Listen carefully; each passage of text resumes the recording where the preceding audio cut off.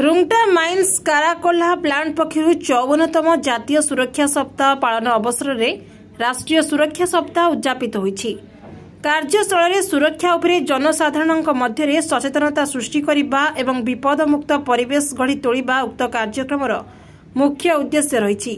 ଏହି ଅବସରରେ ଫ୍ୟାକ୍ଟ୍ରି ଅକ୍ୟୁପାୟର ପ୍ରଣୟ କୁମାର ଦେଓଙ୍କ ଅଧ୍ୟକ୍ଷତାରେ କାର୍ଯ୍ୟକ୍ରମ ଆୟୋଜିତ ହେବା ସହ ଫ୍ୟାକ୍ଟ୍ରି ମ୍ୟାନେଜର ସୁରେଶ ମହାପାତ୍ର ଏବଂ ମାନବ ସମ୍ବଳ ଅଧିକାରୀ ଆନନ୍ଦ ସାହୁ, ପ୍ରୋଜେକ୍ଟ ହେଡ୍ ଶୈଳେନ୍ଦ୍ର ବାରିକ ବିଶିଷ୍ଟ ଅତିଥି ଭାବେ ଉପସ୍ଥିତ ଥିଲେ।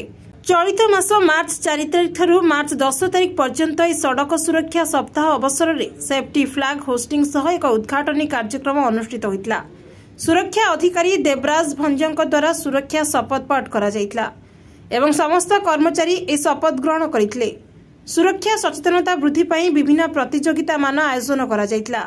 एतिरे कर्मचारी उत्साहित भाव में अंशग्रहण करते। एही कार्यक्रम को कंपनी वरिष्ठ अधिकारी परिचालन रे कार्यक्रम को सफल करा जायतिला।